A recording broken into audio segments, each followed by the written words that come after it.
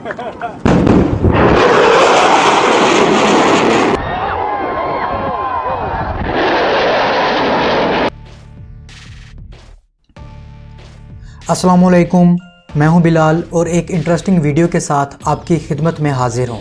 दोस्तों, आपने ये मंज़र शायद ही कभी लाइव देखा हो, लेकिन मूवीज़ या वीडियो में कभी न कभी ज़रूर देखा होगा।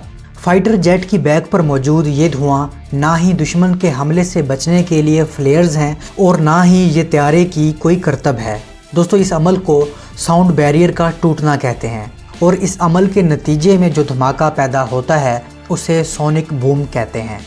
और ऐसा अमल सिर्फ वही एयरक्राफ्ट कर सकते हैं जिनकी स्पीड आवाज़ की रफ्तार से ज़्यादा होती है। जैसा कि आपको पता है कि आवाज़ तकरीबन 767 मील या 1235 किलोमीटर फी घंटा की रफ्तार से सफ़र करती है, और अगर कोई भी चीज़ आवाज़ की रफ्तार से ज़्यादा की स्पीड से सफ़र करती है तो उसे कहते हैं कि उसने साउंड बैरियर ब्रेक किया है, यानी उसकी रफ्तार आवाज़ की रफ्तार से भी ज़्यादा है। और जब कोई भी एयरक्राफ्ट कम स्पीड से अचानक तेज़ रफ्तारी से आवाज़ की रफ्तार वाले पॉइंट यानी 1234 पर आवर की स्पीड से ज़्यादा तेज़ होता है या उस पॉइंट को क्रॉस करता है तो एक ज़ोरदार धमाका पैदा होता है, और ये धमाका इतना शदीद होता है कि दरो दीवार हिल जाते हैं और ऐसा लगता है जैसे जंगी त्यारों ने आपके शहर पर हमला कर दिया हो। दोस्तों, त्यारे की साउंड बैरियर ब्रेक करने के बाद जो धमाका पैदा होता है उसे सोनिक बूम कहते हैं, जो कि दरअसल शॉक वेव्स होती हैं,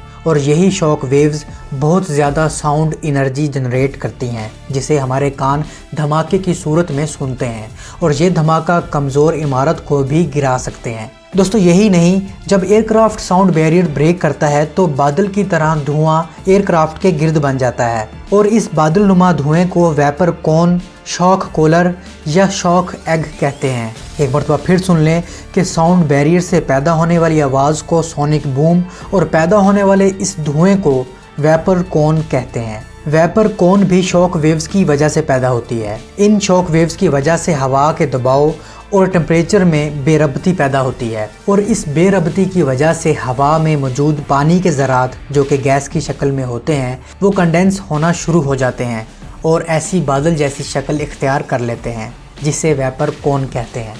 अब सवाल ये पैदा होता है कि क्या पाकिस्तानी फ़ाइटर्स साउंड बैरियर तोड़ सकते हैं? तो जी हाँ, बिल्कुल। पाकिस्तानी F-16, थंडर साब, मिराज 3, मिराज 5 और J-7 भी साउंड बैरियर तोड़ सकते हैं।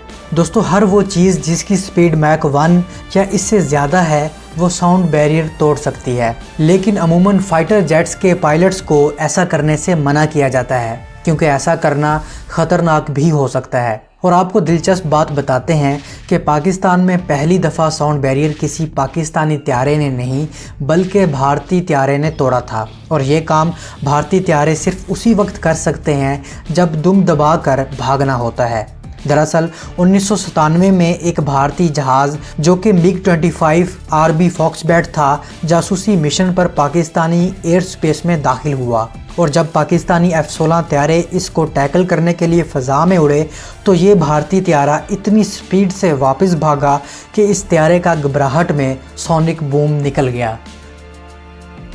तो उम्मीद है दोस्तों इस वीडियो से आपके नॉलेज में इजाफ़ा हुआ होगा। मुझे कमेंट सेक्शन में बताइए कि किस किस ने सोनिक बूम सुना है और किस किस ने वेपर कोन देखी है।